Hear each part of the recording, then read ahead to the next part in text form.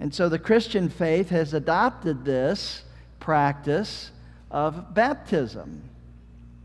Well, what we know is that Moses washed Aaron and his sons before they were appointed to the priesthood. Now notice this. This is really strange. Moses, this is from the book of Leviticus, chapter 8, verse 23. Moses slaughtered the ram, so there was a sacrifice, an animal sacrifice, and he took some of the blood and he put it on the lobe of Aaron's right ear. So he put some blood on the right earlobe. And then he took some blood and he put it on the right thumb. And then he took his foot and he got his big toe on the right foot and he put blood on the big toe. So if you can imagine, there's Aaron with blood on his earlobe, blood on his thumb, and blood on his foot, on his big toe. So it was all on the right side. It was the earlobe, it was the thumb, and it was the big toe. Now, how strange is that? And you know, they had smelly feet. There was the smell of the sacrifice that was being burnt, and they walked around in the desert.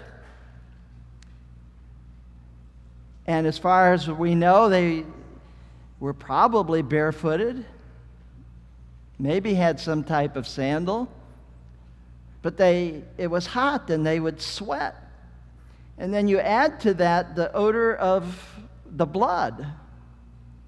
They had smelly feet. Well, what is that all about? What are these smelly feet all about? And the earlobe and the thumb. Well, what it was all about is this. And this is out of Jewish tradition. We don't have this in the Bible. The Bible doesn't explain in great detail what this is about, but Jewish tradition does. It says that all their faculties were dedicated to the Lord. And the earlobe was to signify that these priests would hear and study the law. Now, they would hear the law because not everybody had a copy of the Bible. You know, they were on scrolls and they were very expensive, and so they just couldn't be reproduced easily. And so they would sometimes listen and somebody would read the scriptures. So they would hear the scriptures and then they would study the scriptures. And of course, at that time, they didn't have the whole Bible. They just had the law, the books of the law, and not all of them. So you have the earlobe receiving blood, and that is why. Because they would dedicate themselves to the hearing and studying of the law. The blood on the tip of the right finger or the right thumb showed that the hand was in an act of obedience. The hands would, what somebody once said, the idle hands, the devil's playground. Well, these hands were dedicated to obedience. And then the big toe was because they were going to walk in the way of the law. So the earlobe, the thumb, and the big toe meant that they were dedicating all of their faculties to the Lord. They were dedicating them in an act of service. Now notice this. The sprinkling of the blood appears to have been used to teach the Jews that they could neither hear, work, or walk uprightly without the application of the sacrifice. You see, they could have dedicated their ears and their hands and their feet. They could have dedicated them without the blood. But God said, no, I want to teach you a lesson here. And the lesson is, as hard as you try to do what the law says, and to listen to the law, to study the law, and to practice the law and walk in the ways of the law, as hard as you try to do that, it is absolutely of no use unless it's sprinkled by the blood. And so that's why this happened to Aaron and his sons. In fact, Hebrews 9:22 tells us, according to the law of Moses, nearly everything was purified with blood, for without the shedding of blood, there's no forgiveness. The King James says there's no remission of sins.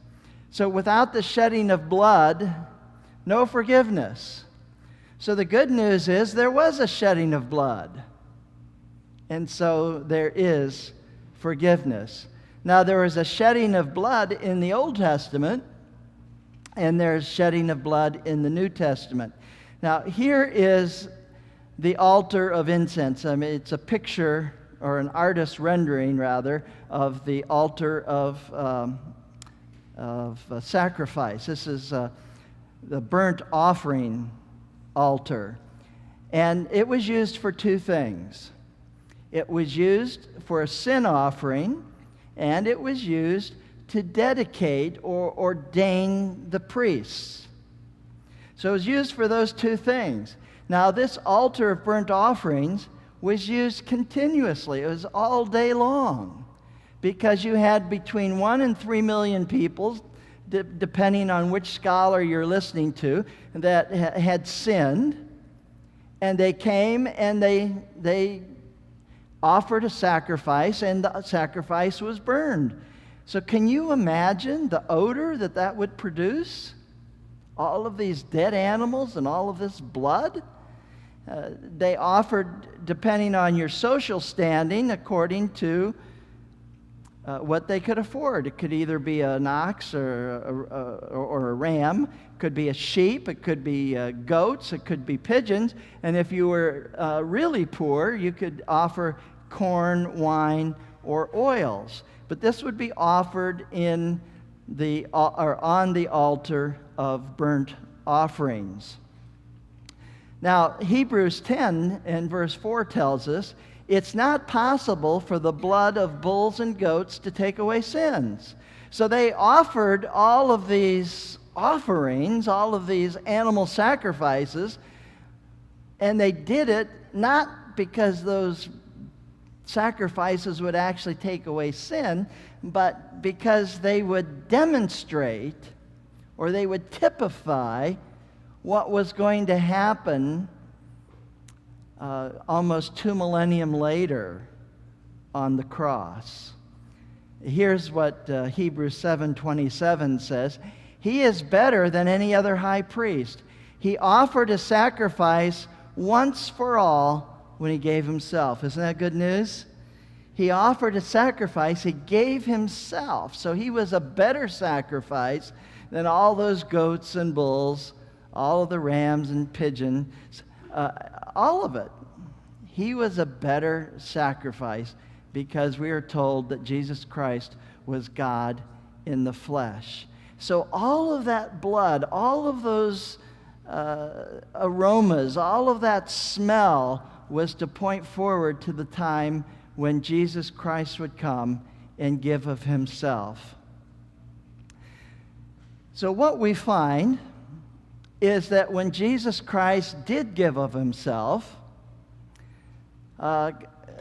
shortly afterwards, he ascended to heaven. And when he ascended to heaven, after he was raised, the Bible says he gave gifts to the church. And he gave gifts to us. Isn't that good news? So we have spiritual gifts. And in a couple of weeks, we're going to have our fine arts fair, and we can display some of these spiritual gifts. And there's other ways to show what your gifts are.